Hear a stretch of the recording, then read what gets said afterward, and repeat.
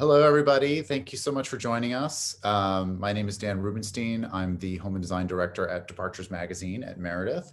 And thank you to the Com Collective for this amazing webinar. We're going to try to move things as briskly along as possible. So I'm going to just jump right into introducing our amazing panel.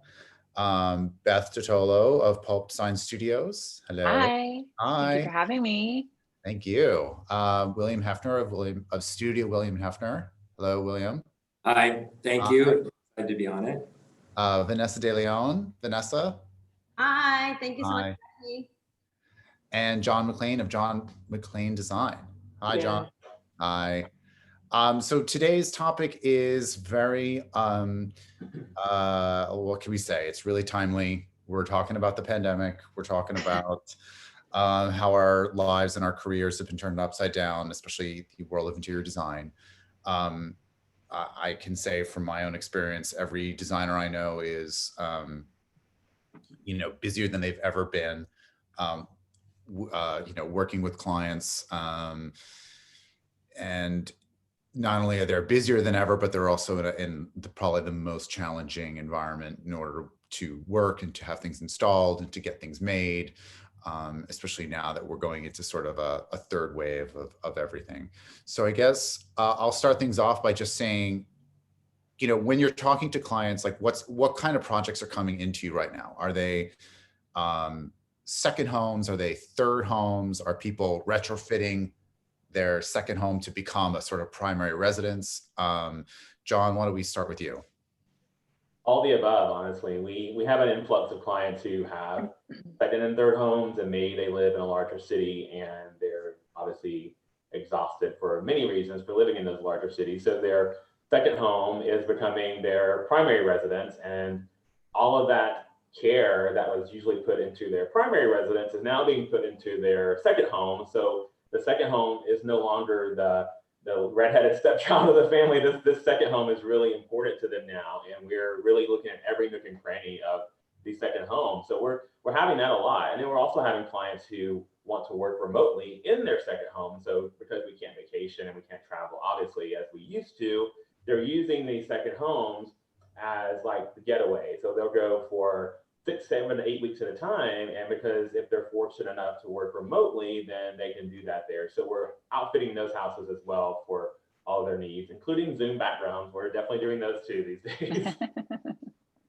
Yeah, we did a story recently for Centurion, which goes to our Centurion card member, which is the black card, about sort of like the new bunker mentality of bringing everything into everything inside, like a home gym, spa, better garages, more things that they can't really, they're going to drive around in, Zoom backgrounds, converting extra guest bedrooms into studios, into work studios. I just want to open this up to the whole panel. What has other people seen in terms of what their sort of client mix is right now? Like what has changed for you in that way in the past 6 months or so?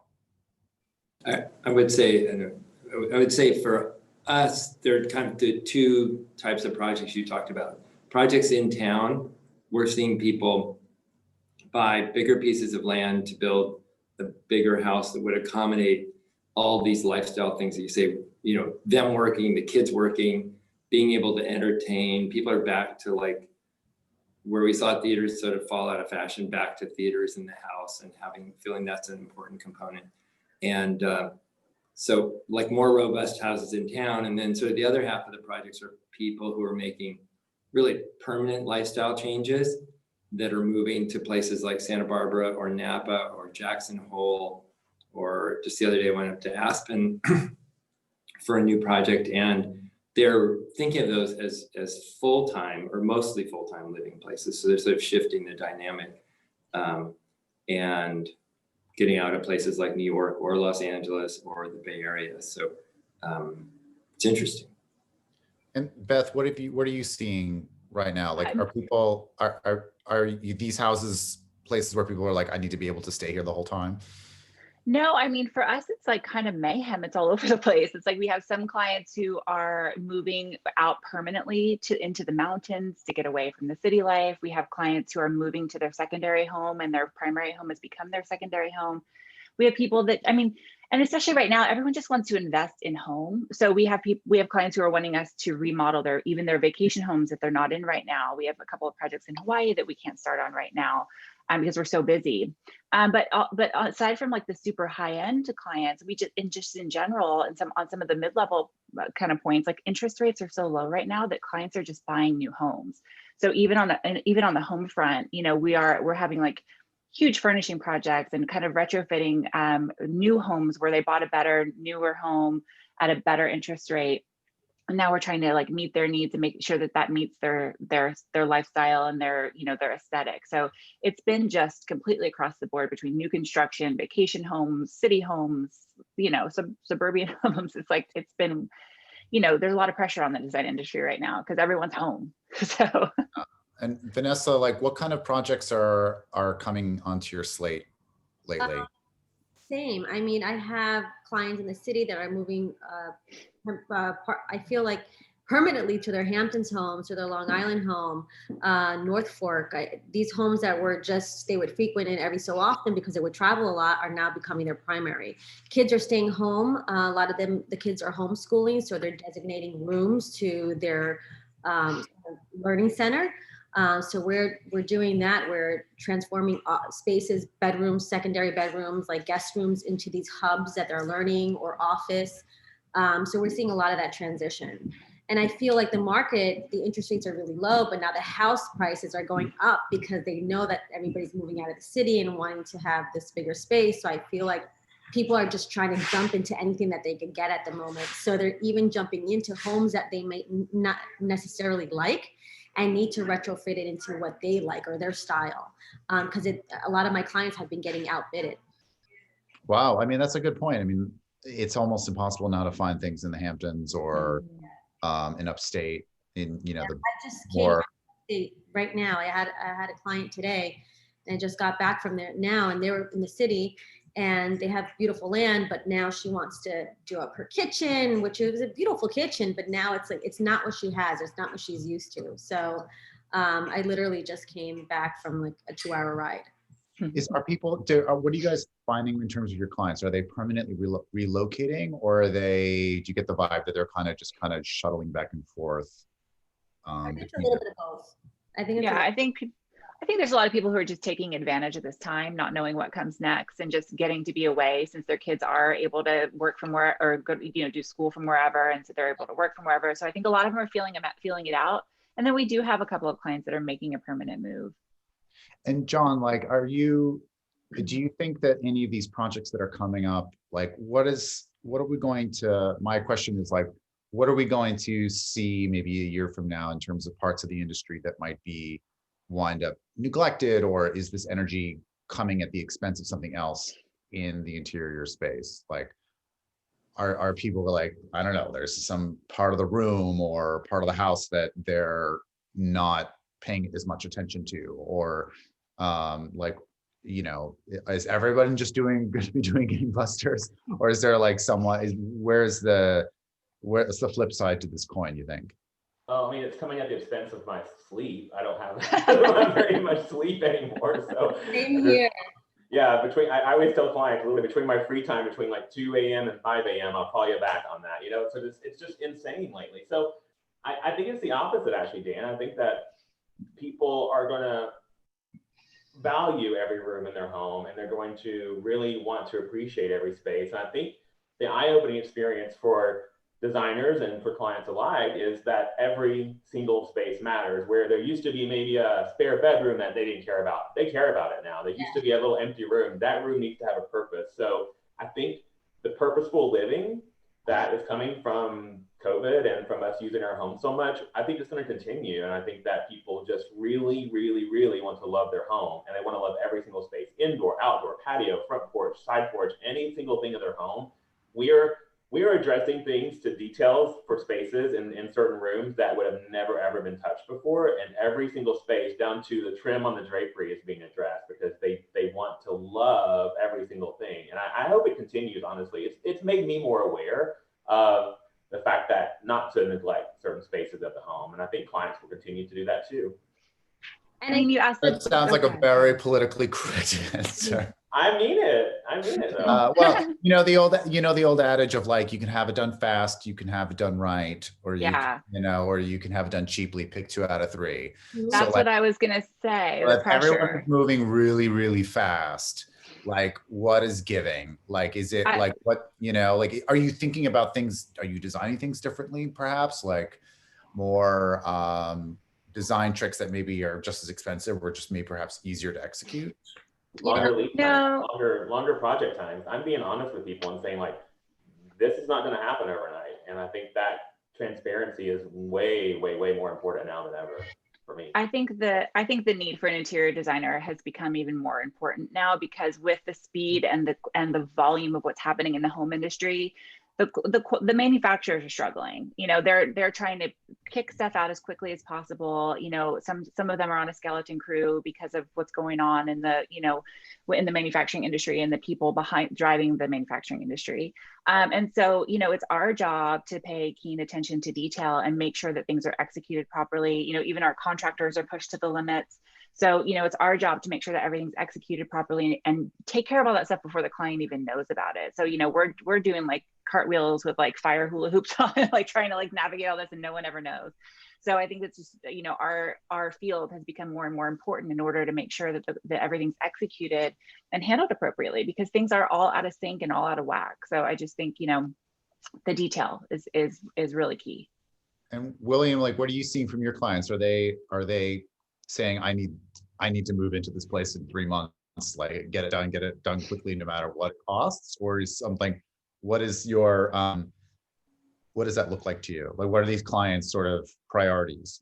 Yeah, I mean, I think there's a real urgency with people. It wasn't there before. I mean, everybody was in a hurry before, but now they just really want to make those adjustments, whether it's shipping themselves up to the second home and making themselves comfortable, or converting their home, because the whole family is home all day, right? So they can't have a room like the living room that doesn't get used, and they need to do that. So we see, and the hard part is to tell people how long it's to really take.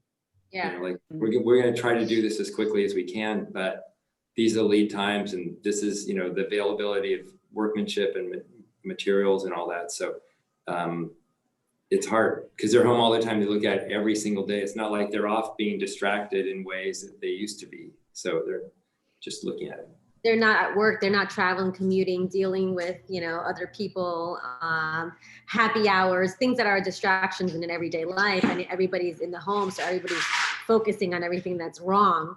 We're in that struggle too right now, because our clients are like, well, can we get it faster? Can I pay more money for shipping? Can I pay to get things overnighted? Things come from London or Paris or where have you. And we have that issue where we just physically can't get it here, soon enough.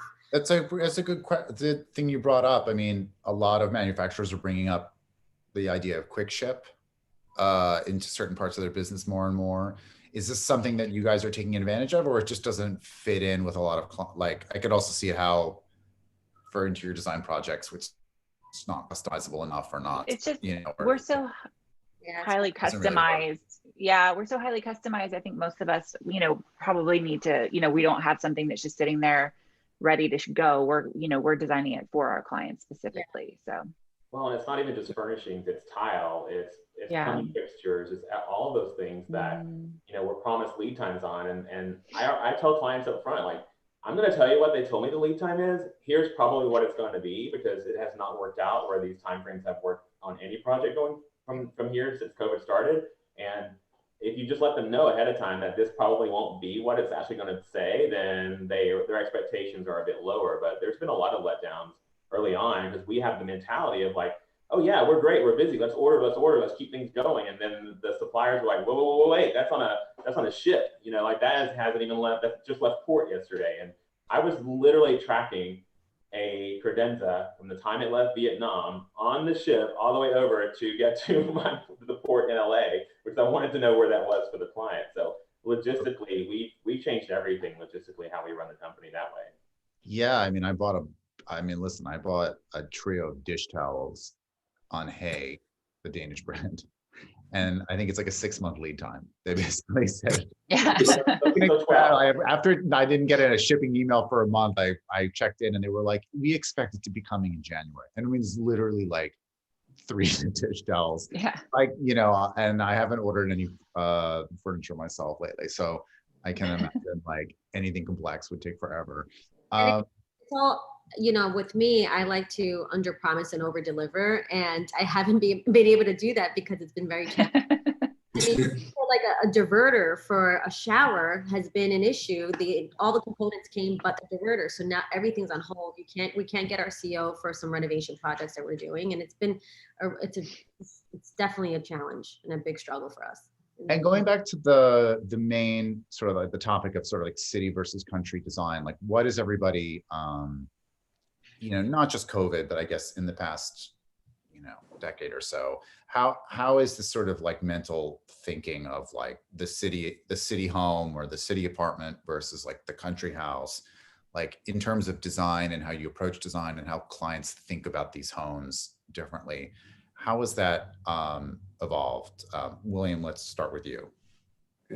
I would say the biggest trend that I've seen in the last 10 years is people for second homes are moving toward preferring like a compound, like multiple buildings and not having a big structure with everything in it, but spread out guest buildings and recreation buildings and pool houses and all of this other kind of thing, so that it doesn't feel like a house in town. Or as one client said, like a grown-up, this feels too much like a grown-up house. So we broke it up into components. So, you know, almost like a hotel or that kind of feeling. So that seems like a big trend. And it also supports being outside more, which for these days, until it gets a lot colder, certain places is an option. So everybody on all our projects, city and in the country, people are wanting to sort of pump up and fortify the outdoor living spaces. And in some cases, they were in such a quick need. Like if we could get something quick shipped that was temporary, they were willing to do that because they just wanted to use it now. You know, that was kind of what they thought. And this idea of like the compound, like where do you think that comes from? Is it really like people entertaining?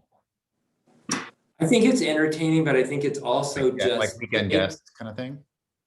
Yeah, I think for weekend guests, but also to feel more like a boutique hotel. Something like that, where you're in this bungalow and here's the main building and this is the, you know, this is the gym, and all these become separate buildings in the landscape. Yeah, maybe it's more of a, you know, the influence of Airbnb and big great hotels and this kind of different way of travel and entertaining and guests and that kind of thing. Beth, what are you seeing in terms of like city versus country and how that's been evolving? You know, I think the hospitality aspect of it, you know, we have been having to outfit more of their vacation or second homes, you know, like a hotel. And my partner and I, we come from a hospitality design background where we used to design hotels. So we're, you know, down to like the mini shampoos and like, you know, we've gone from like being interior designers to personal shoppers, really, to kind of making sure that every little bell and whistle is there for them, like with luggage racks and, you know, robes and, you know, every little bit of hospitality is available for them so that they do feel like they're having a true getaway when they go to their second home. So that's something that we've been doing for a while that we've been seeing. So yeah, that's something that we hear too at Departures sometimes, is this idea of like the total turnkey apartment or a total turnkey home where someone is not just purchasing the interiors, but they're purchasing like the dishes in the cupboard and the knives and forks and the napkins and the toilet paper and literally everything. Like someone has created this life for you completely, not just sort of like empty bookshelves, like everything. Right. It's fun. It's fun to do. It's probably fun to do and probably fun to charge. I guess, yeah, I don't know if I would personally want that from somebody, like if I were the one purchasing home, me personally, but I don't know, maybe if I had many houses and I was super busy, I would want that. I wouldn't. Yeah. How is everybody else dealing with that?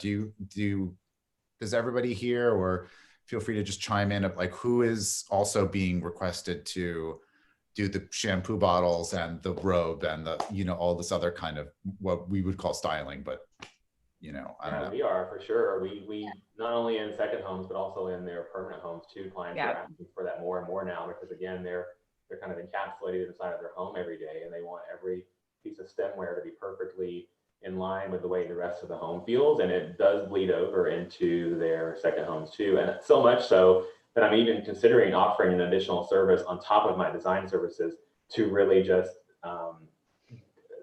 accommodate those people for what they want, right? So if this is going to happen now, I think it could continue. So I'm considering offering an additional service in addition to my design services that does allow us to come in and fully execute the design plan down to the serving pieces and the silverware. I think so many of our clients view us sort of like as, I hate this word, but tastemakers in a way. So they want us selecting their, what their soaps are, because they think that we're in the know, which we are, or even like gifting for their friends. Like they just trust us to go to like select everything that's going to look good and maximize the efficiency for them, but also be really beautiful. So I think that's just something that designers do really well when they do it well. And so, those kind of requests are needed. And what's going on with sort of the kind of onboarding of a client, right? Like if someone wants a new client, is like, I want to meet you, I have a house I got to get done right away, will you meet me over Zoom first? Like, will you do like a virtual appointment first? Or I know some designers just don't want to do that. Like they have to meet someone in person, they have to make that connection, they don't want to just do something over Zoom. Or like, what is everyone's opinion in terms of like working with clients like completely virtually, or integrating that into their onboarding and sort of design process? Been doing it, and it's been very successful. As a matter of fact, I feel the clients already know me, so they feel connected. And then once you talk to them twice, 3 times, you kind of know if they jive with you and your style. But we've done a few Zooms for people who are extremely paranoid and don't want anyone to step into their house, but they want things to sort of get the ball rolling for a design concept. So when they are ready, they can pull the trigger.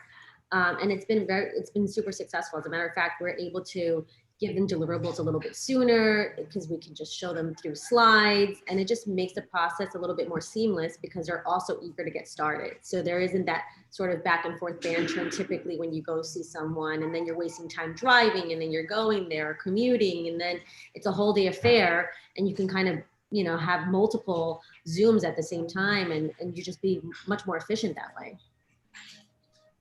And we've been working that way for a very long time, honestly, even before COVID. We work all over the country, and we don't do e-design, but we do remote design where we do full-blown new construction projects and furnishing projects. And sometimes we never meet the client in person. It just, I mean, we have offices too in Dallas, Seattle, where I am, and LA, and then we have someone who works in Nashville. So like we're kind of all over anyways. I think it's just technology allows us to do that. Yeah.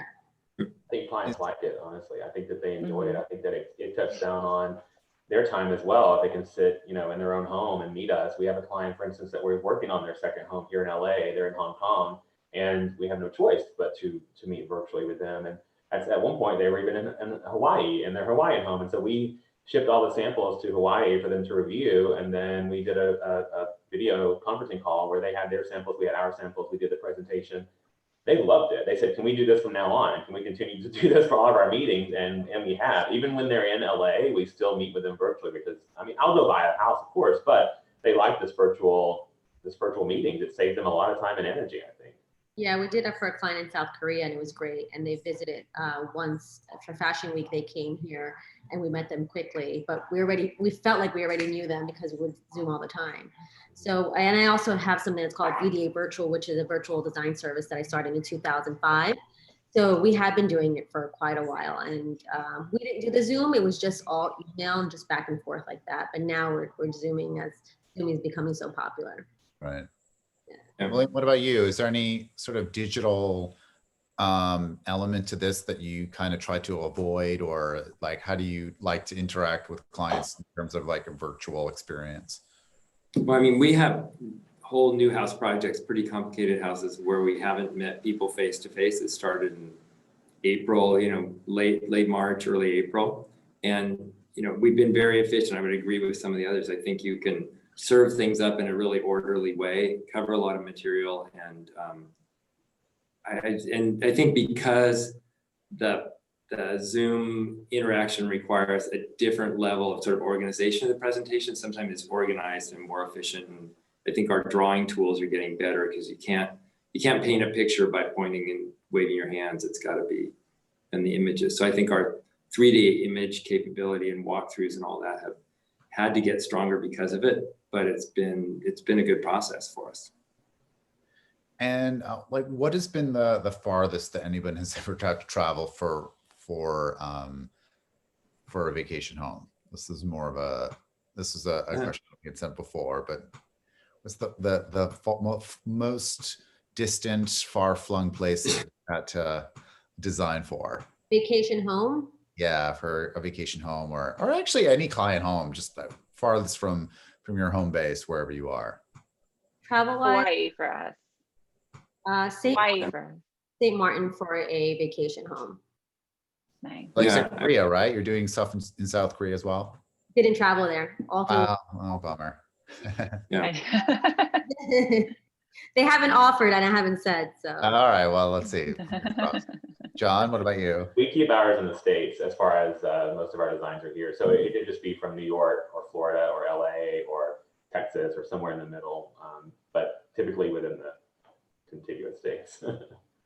And like what, I guess, how are you guys getting inspired now? Like there's, it's something that we struggle with, I think, a little bit in the world of editorial now, because, there's no trade shows, no theater, no, not a lot of showroom visits in person. We're trying to do things virtually, no museums or very few of them.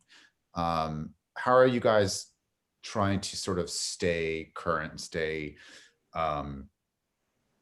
inspired, magazines aside? Of course, you're reading departures, but of course. Yeah. I actually have departures everywhere in the house. On the magazine. One for every platinum card, I'm sure. So for me, I think it's still digitally. I love getting inspired by, Instagram, Pinterest. I look at them, but I'm also inspired by even some travel books that I have, like old travel books, and kind of going back to some vintage books that I have and see how things sort of come back and manifest again. And it's interesting to see how it's pulled from, I have books from 1998. I'm like, oh, wow, this is kind of back in. And, just see that and getting re-inspired and kind of creating your own thing. It's made me definitely think more outside the box as far as inspiration, because my inspiration was museums. It was walking along Manhattan streets. It was, a cluster of gum in the city. It was restaurants, new restaurants. We can't really dine in restaurants anymore. So those travel was inspiration for me. And now it's kind of like meditating and kind of going back in and seeing what I have around and getting inspired by the things around me. I totally agree with you, Vanessa, because I was just thinking, like, before COVID, we found all of our inspiration externally. We'd go somewhere, we would look at magazines, and now I find if I can just get some time and some solitude, I actually start to find that sense of creativity from within again, versus trying to find it elsewhere. It's like, if I can actually get a good night's sleep, this idea pops into my head, and I wake up and I'm like, it's just just finding that time alone and that solitude and that rest and doing that self-care, taking baths. I think, that's bringing inspiration back and helping me find new ideas. Totally. Pinterest. Okay. Next to your bed is also really good to have inspiration, even by dreams, for me. Mm-hmm. Yeah, I mean, travel shows, travel magazines, of course. I've allotted a certain amount of time every week now to force myself, because I used to not do this. I'm sitting down on my iPad, on Instagram, I'm seeing what people are posting from different countries and from different parts of the world. And I think even if someone is in Morocco and they're posting their photo of what they see on their daily walk that day, that's my inspiration without traveling. It's kind of corny, but it actually does help me. And to Beth's point, it has pushed me to design more and to be more creative within my own head, to really, I have some amazing designs I've come up with for furniture and different lighting things that have happened during COVID that I don't think would have happened otherwise, because I've kind of forced myself to work in my own brain space a bit more. Yeah. William, what about you? I see I you would have say- a mood board behind you, so you must. Yeah, exactly. Lots of stuff.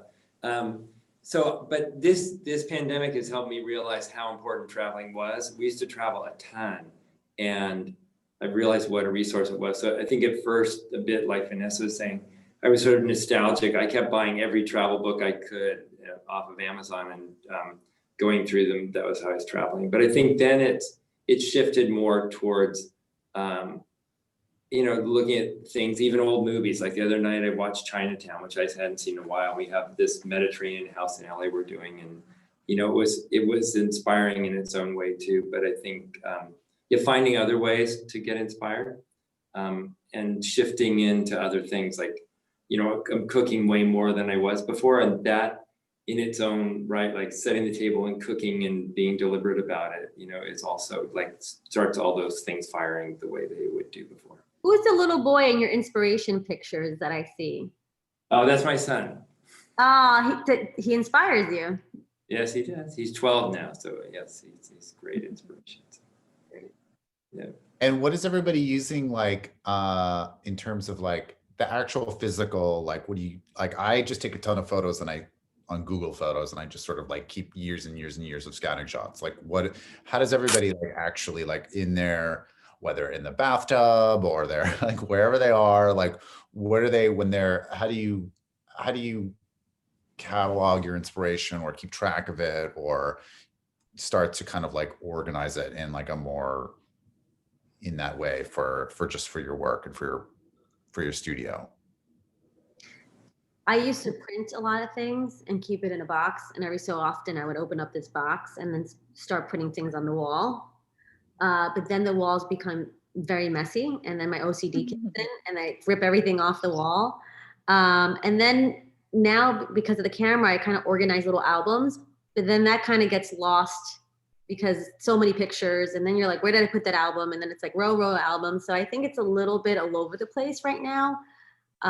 That's why I think getting into that Zen mode kind of gets you focused and gets you back in there. But I think it's pretty scattered. I think for designers, for my colleagues, when I talk to them about that too, they're like, I have everything everywhere, literally on Pinterest, and then I have a box, and then I have a wall. And then, so I think for designers, I'll speak for myself. I think we're a little bit all over the place with inspiration and sort of archiving that stuff. Right. I think we have a ton of, go ahead. Oh, sorry. No, Beth. That's okay. Okay. I was just say we actually use Pinterest within our company for collaboration. So we have a ton of private Pinterest boards. So even if it's like just a quick sketch, sometimes I'll sketch it and then just upload the photo to the Pinterest board, try to keep it organized, because we do have to rely on communication and collaboration between our offices. So Pinterest works really well. But like Vanessa said, for me mentally, I have to remember to do that, because otherwise it's like all over the place. I like that idea with the Pinterest sharing it in turn. Yeah.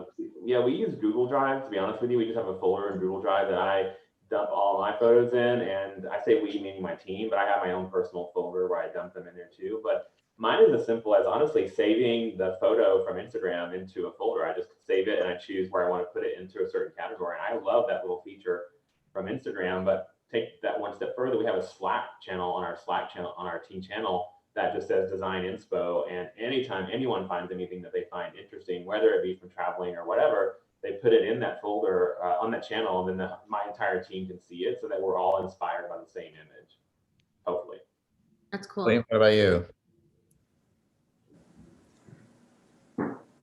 William, what about you? So I'm kind of a little bit all over. I still do like to print things a lot because I'll print them and tape them up, or I'll sketch. And one of the things that changed so much about my office life lately is I'm not in the office. Most of the time I'm working at home. And so, but I've noticed it's shifted the time I have available to do design. Like I used to feel I'd work 7 or 8 hours a day to be able to work an hour or two of creative time. And now it's kind of flipped to where, I can take care of the administrative stuff I need to an hour or two and work. So I'm drawing and I'm sketching, I'm cutting things out and pasting them up and dealing with them. So it almost feels like I'm in school in a way. It's a fun period that way. But we do this Pinterest. We have internal Pinterest boards usually now that people aren't in the same place. I'll start building those Pinterest boards for a project so people can see what they're like. And I guess one of my last questions is like with people, new homes in the country and new second and third homes. Are there any markets or locations that, that you think you're hearing a lot about, or is there any, like what is the next, Bedford, New York, like what is the next sort of enclave that people are hearing a lot about? Is there any sort of thinking of like locations that people like me need to know about? I'm really just doing some homework for the board. But what's the hot new place that everyone wants to sort of is doing homes in? Catskills. A lot of clients have been looking in the Catskills, upstate, Manalocan, Beach Homes, Colts Neck. Those are the most recent ones for me. Yeah, we have an office in Florida and LA, so we are kind of attuned to those areas a lot. So in Florida, for instance, we're in Orlando, right in the middle of the state in Florida, and then here I'm in LA, but the Florida office has seen an influx of people moving to Florida from bigger cities, and not just to the Orlando area, but also to like little ancillary cities outside of the metropolitan area. They're moving to little kind of unknown areas because they're getting great deals on homes and they can work from anywhere. And so I think that there's teeny little pockets of cities that I had never even gone to be honest, or even heard of, little towns that people are moving to in Florida outside of the bigger metropolitan areas. Like what? Any places Yeah, so there's Christmas, Florida. Has anyone? So that's Is it Christmas all year round? There you go. And then farther on toward the coast in Florida too, farther on toward the coast, like Cocoa Beach area, Merritt Island, that kind of area of Florida, people are kind of gravitating towards. So it's like near the water, but not on the water necessarily. And then for me here, okay, I keep bumping in, sorry. That's okay, go. Oh, I'm uncomfortable with silence. I'm sorry. I'm on the West Coast. And so, for us, the San Juan Islands has been really fun to go to. I've been a couple of times this year. Oprah's got a house there. That's something. And then also Montana, which I had never been really exposed to that sector of the country really until I moved up to Seattle, because I came here from Dallas, originally from the East Coast. And so Montana has like some really amazing, super high end like pockets there, which are pretty cool spots that our clients have homes in. I have a lot of friends doing the Instagram content in Montana and visiting. Yeah. I've never been, but I'm neither. I'm jealous. We'll do a trip. We'll go together. Okay. Bring your dog. Bring your cute little dog who's finally. Oh my God! And the down. children that are coming in. Oh, I'm so sorry for all the visitors. I cannot get away from all of them. We're on lockdown here, by the way. It's all planned. The city locked down again, so we're all here. William, what kind of pockets of the country? If it's not Christmas, Florida, maybe it's Jersey or something. I'd say for us, it's interesting because a factor besides just sort of being away from the city is also tax for some of our clients lately. So places like Colorado or Wyoming at the moment, there's a lot of movement there just because of a favorable tax basis. So it's interesting that it's not just because it's some undiscovered place, but it's for that.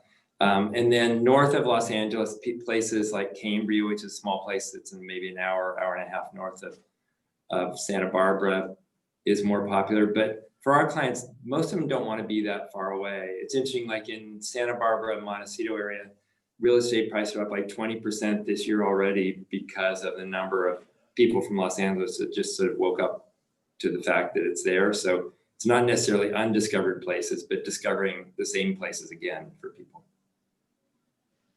Palm Springs is hot. Not that it's a hidden gem. I mean, it's people Which know one? Palm Springs, but Palm Springs is like going crazy.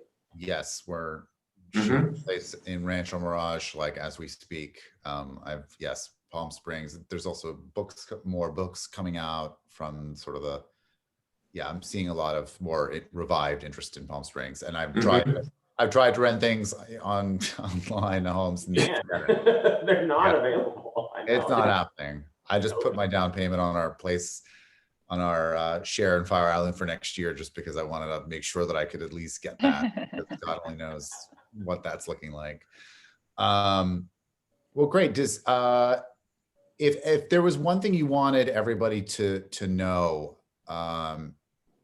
about sort of this new time in design? Like, would you want that one thing to be like, to really to understand from you and what you've been doing in terms of this sort of like new time of city versus country?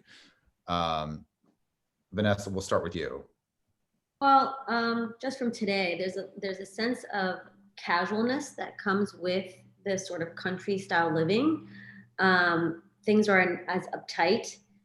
Things are a lot more looser and not as tailored. So I've been noticing a much more kind of comfortable, not total boho chic, but just more comfy sort of environment.